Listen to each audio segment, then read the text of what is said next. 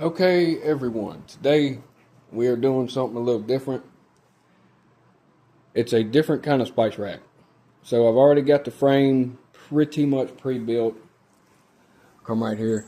I only got one screw in on everything right now, so that way I can show y'all and explain, you want them so far apart, but you want to make sure you're not too far on the edge and yada yada.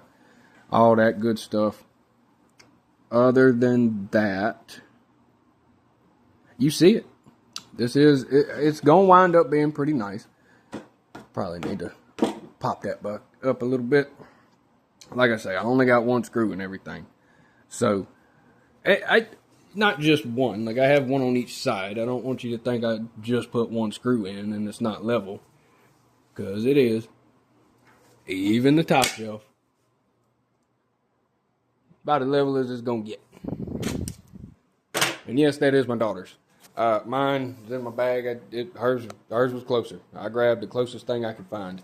Now, with that being said, don't remember if I mentioned I will be routing out the placeholders. I'm going to have everything spaced evenly. I'm not 100% sure if I'm going to do 4 or 5 in here because they are bigger type seasonings. They're not small. So I might as well go ahead and grab that so that way I can get the placements and figure out how I'm going to do the spacing.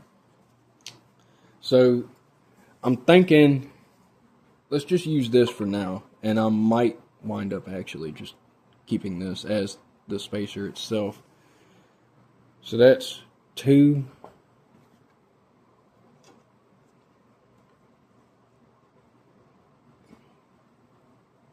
That's 3.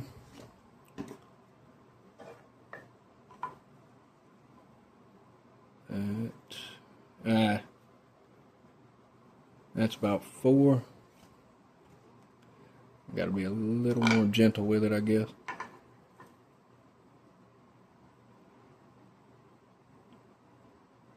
That's 5. I feel like 5 will be good, but I'm going to grab a bigger spacer.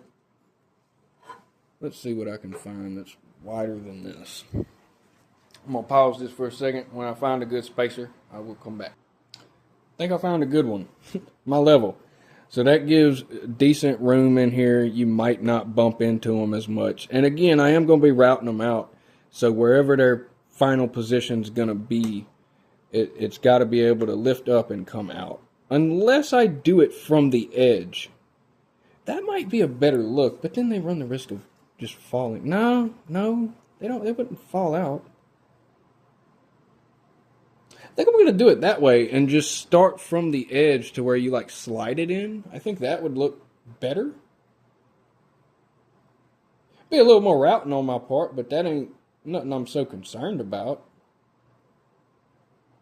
I think I'm just going to do it that way. Like it'll look aesthetically pleasing. Back to the spacing. Let's okay, so that'll be 2.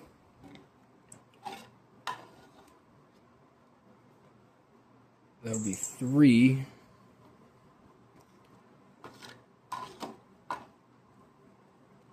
That'll be 4. But then the 5th one would be straight at the edge. And I don't like that. So I think we're going to leave it at 4. And then we'll just have 8. 8 big ones. I think that would be better. But now, to get it even. Give me 1 second.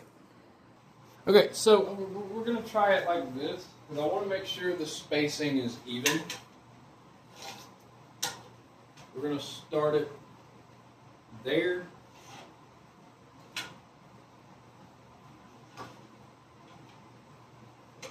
About there should be where they end. That should be where they end. And I've used this spacer until then. Let's mark that. Let's go ahead and make sure that it's straight.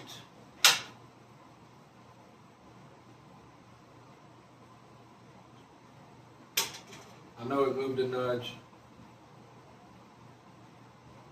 About like that. Okay.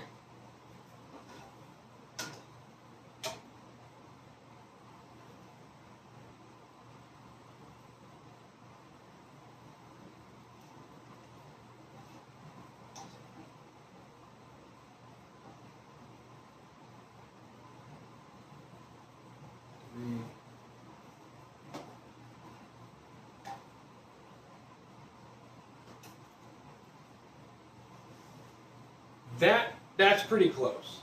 I'm going to show you the line, and I'm going to show you where it's at. Okay, you can see it better from the back. This is my line, and I can't stress this enough. That is like almost absolutely perfect. So I think that's what we're going to go with. I know the two that I'm using aren't the exact same width, or at least they don't look like it. But that's damn good. We have our formula. Let's get started.